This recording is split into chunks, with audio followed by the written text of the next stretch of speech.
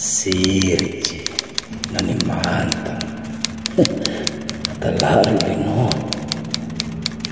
puna tenang sirino mate mako kania kangami anggana oloka.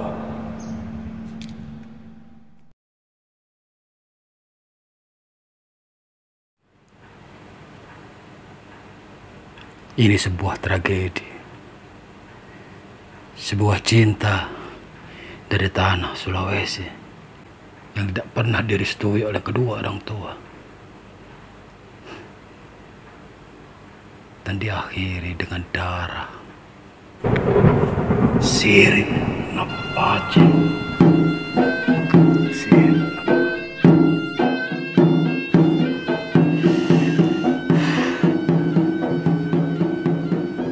Aca adalah seorang pemuda yang dilahirkan dari seorang yang sangat sederhana. Ayahnya adalah seorang pembuat batu bata.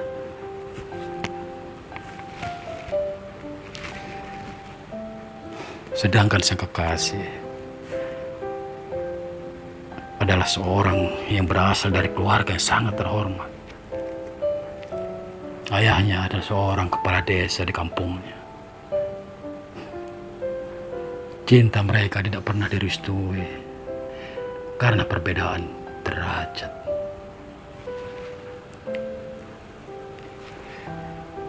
Tapi mereka memaksa keadaan dengan berdalih cinta.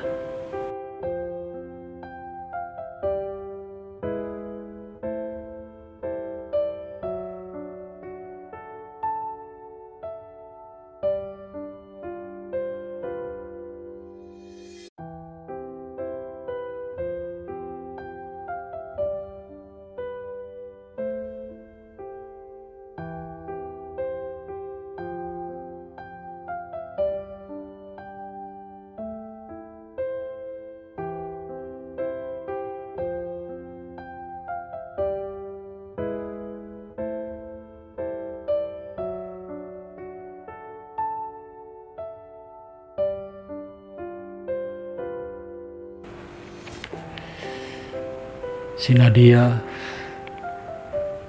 kekasih si Aca, dia sedang kuliah di sebuah perguruan tinggi negeri yang sangat ternama di kota Makassar. Nadia adalah calon dokter.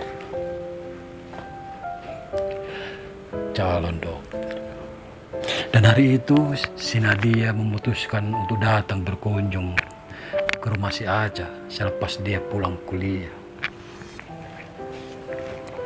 Mobilnya berhenti di depan rumah si Aca, lalu si Aca pun menyambutnya dengan senyum yang begitu menawan.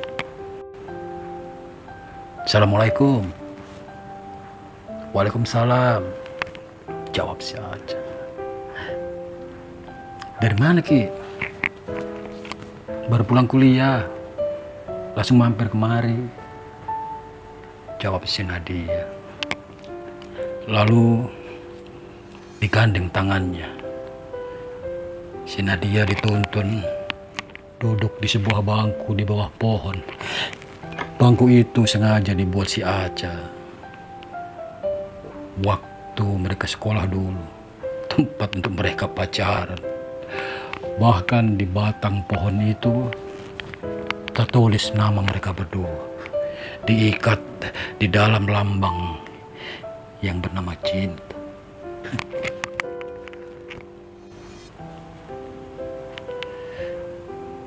Cubit pipi, canda, pegang tangan, peluk, lalu cium. Melihat sang anak mencium pacarnya, dia hanya bisa mengelus dada. Si Aca, anakku mesum ternyata. Begitu gumam si ayah dalam hati. Tapi dasar si Aca anak songong, dia nggak pedulikan ayahnya ada di belakang sedang memperhatikannya. Si Aca. Oh, begitu asik mereka bercanda, melepas rindu. Tak terasa matahari pun semakin condong ke barat, menyeruakkan sinar-sinar cingganya menembus sela-sela dahan-dahan pohon itu, menyebarkan warna emas di atas butiran-butiran padi yang sedang menguning di sawah-sawah itu.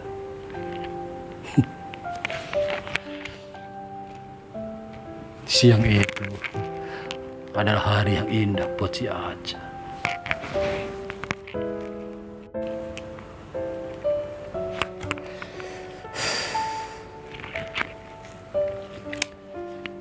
Keesokan harinya, saat Aca sibuk berada di atas motor, melaju di jalan raya, memasuki lorong demi lorong kampung itu untuk mencari pembeli batu bata ayahnya. Sengaja dia lewat di depan rumah Nadia. Alangkah terkejutnya si Aca. Di depan rumah Nadia berhenti sebuah mobil mewah Toyota Alphard warna putih. Kecurigaan si Aca, perlahan dia arahkan mobilnya melewati rumah si Nadia. Perlahan, dan ternyata dia melihat pemandangan yang sangat menyakitkan untuk hati. Dia melihat Nadia sedang ngobrol dengan seorang pria. Rasa cemburu tidak bisa ia sembunyikan. Dia tarik gas motornya begitu kencangnya. Cemburu kak dong. Hari itu si Aca cemburu melihat si Nadia diapelin seorang pria.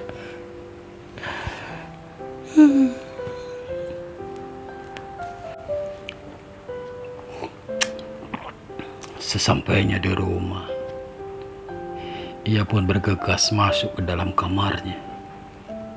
Dia rebahkan tubuhnya. Dia pandangi sekeliling kamarnya. Dia tatap langit-langit kamarnya yang kusam. Rasa cemburu itu masih ada di dalam dada melihat pemandangan yang tidak mengenakkan hatinya.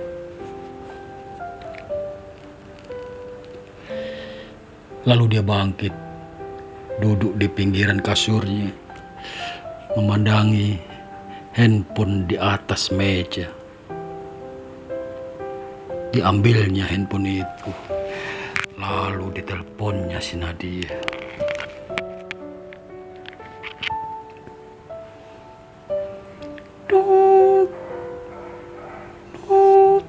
Terdengar suara sambungan handphone. Lalu suara Nadia yang begitu renyah menyapa dengan merdu. Iya sayang, kamu lagi di mana? Begitu ucap si Nadia tanpa menghiraukan rasa cemburu di dalam dada si Aca. Aku lagi ada di rumah. Aku mau nanya, itu siapa itu? Yang tadi saya lihat kamu lagi sedang ngobrol dengan seorang pria dengan mobil mewah. Mendengar pertanyaan si Aca, si Nadia pun bingung. Ternyata si Aca tahu. Oh, itu kakak Herman. Dia datang ngobrol-ngobrol sama saya. Begitu ucap si Nadia. Lalu si Aca pun bertanya, siapa itu kakak Herman? Bertanya lagi si Aca, lalu dijawab dengan nada yang agak gemetar dari si Nadia. Oh, itu Ki. Begini ceritanya. Lalu si Nadia pun bercerita siapa sosok Herman itu sebenarnya. Begini Ki, kakak Herman itu toh dia mau dijodohkan sama saya. Orang tuaku yang jodohkan. Kemarin dia datang sama orang tuanya. Dia lamar Kak. Seperti petir di siang hari, Mas Bro. Begitu mendengar cerita si Nadia, sakit hati si Aca. Seperti tersayat sembil. Lalu dia pun bertanya, kenapa kamu tidak mau cerita kalau kamu sudah dilamar orang? Begitu jawab si Aca. Sedih.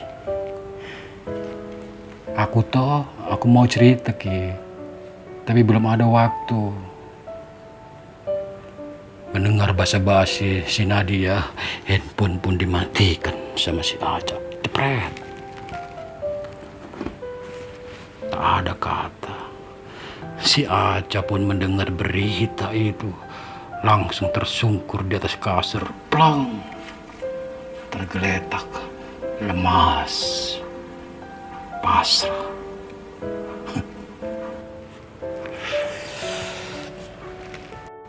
Melamar. Yang terpikir oleh Aca adalah uang panai. Aduh. Uang panai untuk seorang yang punya darah bangsawan seperti Nadia tidaklah murah. Apalagi sebentar lagi Nadia adalah seorang dokter. Sudah terlintas dalam pikiran si Aca uang ratusan juta untuk uang panai. Dari seorang pembuat batu bata, uang ratusan juta, mana mungkin? Mana mungkin? Uang panai menyengsarakan.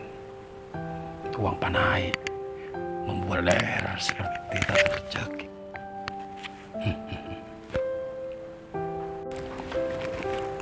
Lalu keesokan harinya, si Aca pun bertandang ke rumah Nadia untuk secara langsung mendengar kejelasan ceritanya. Sesampainya di rumah si Nadia pun menyambutnya dengan senyum yang begitu menawan. Senyum seorang gadis, bunga desa seperti bunga yang mekar. Banyak-banyak kumbang yang ingin menghisap madunya.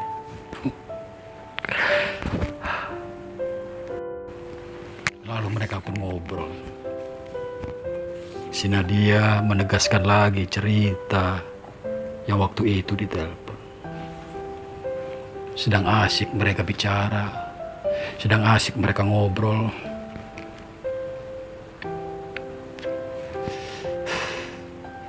Tiba-tiba terdengar suara mobil berhenti di depan rumah si Nadia. Toyota Alphard warna putih. Mobilnya si Herman. Bagaimana bisa dia datang begitu saja? Aneh. Lalu terlihat si Herman turun dari mobilnya, lalu masuk ke dalam rumah sambil membuka pintu pagar. Dan tiba-tiba di depan Nadia dan Aca yang sedang ngobrol, si Herman bertolak pinggang. Sombong dan arogan sekali. Nadia, ini kayak namanya Aca, pacarmu itu. Begitu. Pertanyaan yang keluar begitu ketusnya dari mulut si Herman. Iya kakak, ini Aca pacarku. Kenalkan Ki. Si Herman mau tidak mau berkenalan. Dan tiba-tiba si Herman pun berkata, Aca, saya ingatkan sekali lagi nah, si Nadia sudah aku lamar. dan orang tuanya sudah menerima. Jadi mulai sekarang, putuskan hubunganmu. Karena kamu tidak layak untuknya. Kamu hanyalah anak seorang pencetak batu bata. Mana sanggup memenuhi syarat-syarat uang panai dan sebagainya. Mendengar kata-kata dan ucapan dan hinaan di depan sang kekasih Nadia, si Aca pun naik pitam. Dia berdiri, dihantamnya wajah si Herman. Telaso kau, bang! Si Herman tersungkur, mengerang kesakitan. Lalu dia bangkit. Dia nggak terima dia dipukul. Dia pun balas memukul. Ribut ramai. Lalu si Aca berucap satu kata. Aku baru tahu kalau kau sudah melamar si Nadia. Tidak ada maksudku untuk mengganggu dia. Dia adalah pacarku dan aku baru tahu. Tapi si Herman tidak percaya dan dia tidak mau percaya.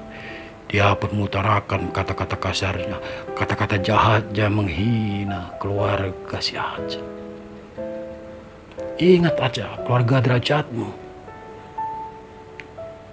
Si Nadia adalah keluarga bangsawan, sedangkan kau hanyalah anak pencetak batu bata. Teriak Herman. Sekali lagi marah. Meletup hatinya si Aca mendengar hinaan itu. Sambil menghela napas, tanpa banyak bicara, dia pun keluar, Mas Bro. Keluar. Dia kendarai motornya, begitu kencangnya suaranya. Menjerit. Si Nadia mencoba mengejarnya. Tapi apalah daya. Si Aca begitu marah. Si Nadia hanya melihat dari jauh. Sambil tak tahu harus berkata apa. Apa yang akan terjadi selanjutnya. Karena Herman sudah membuatnya malu di depannya.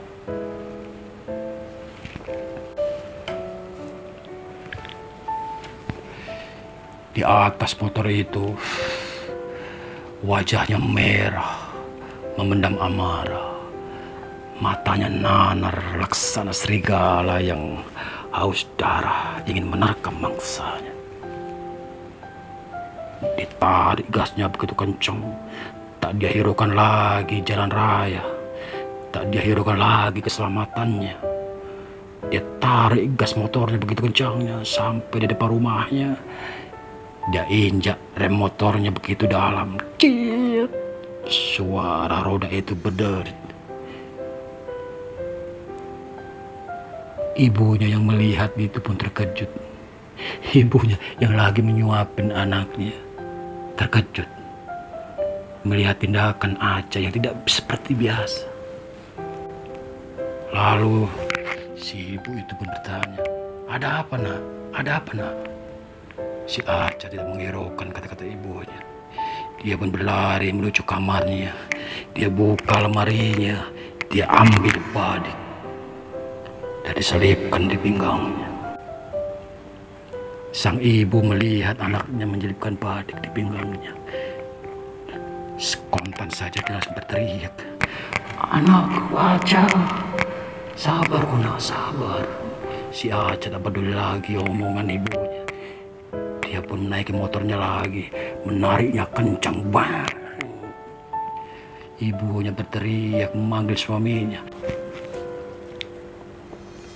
Sang ayah yang lagi tertidur itu pun terbangun dan keluar dari kamarnya. Dengan bingung dia bertanya, "Ada apa, Bu?" "Teta," ibunya meraung menangis. "Teta, bawa Aca kemari. Anakku membawa badik di pinggangnya. Teta, tolong bawa anakku." Sang ibu menangis karena dia tahu jika badik sudah terhunus, nyawa taruhannya. Sang ayah yang begitu bingung, dia menoleh ke belakang. Dia lihat sepeda anaknya diambilnya, dikayuhnya sepeda itu berlah. Wah, menyusul si Aca. Tapi kemana sang ayah mau menyusul si Aca? Sedangkan dia tidak tahu arahnya kemana. Yang terdengar dari kejauhan hanyalah suara motor si Aca. Meraung-raung. Yang ada dalam pikiran Aca adalah sirina pace. Sirina pace. Meraung-raung suara motor si Aca menuju rumah si Nadia. Begitu tepat di depan rumah Nadia, diinjaknya rem motornya. Berdenyit sekali lagi roda itu. Jatuh si Aca. Badiknya terpental. Merangkak dia. Diraihnya badik itu, dicabutnya. Didatanginya si Herman. Ternyata si Herman sudah juga menyiapkan badiknya. Dari tadi dia sudah menyiapkan badik itu. Pinggangnya. Dia cabut. Dia siap menerjang ujung badik si Aca. Lalu mereka baku tikam. Ujung badik ketemu ujung badik, menghujam dada dan perut si Herman. Si Herman terhuyung-huyung. Tapi saat dia terhuyung-huyung, dia sempat menghujamkan ujung badiknya mengenai leher si Aca. Darah muncrat dari leher si Aca.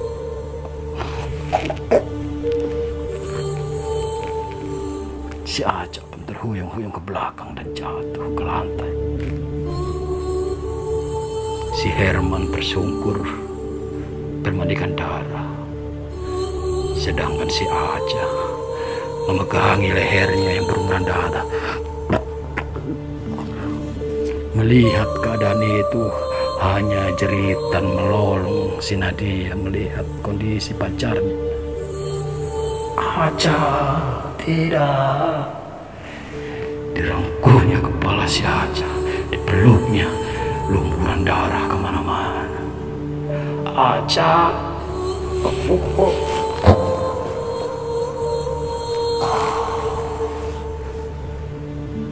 si Aca menghembuskan nafas terakhir di dalam pelukan sang kekasih.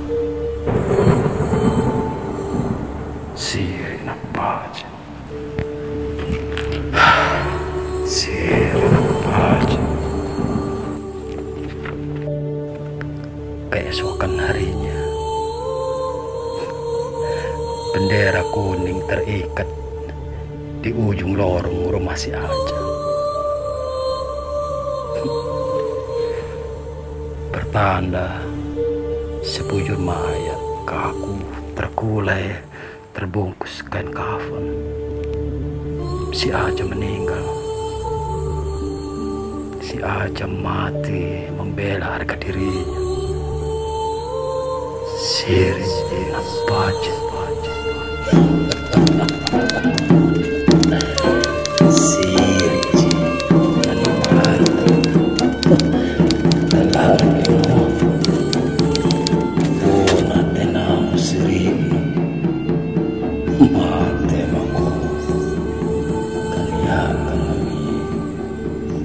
Anggana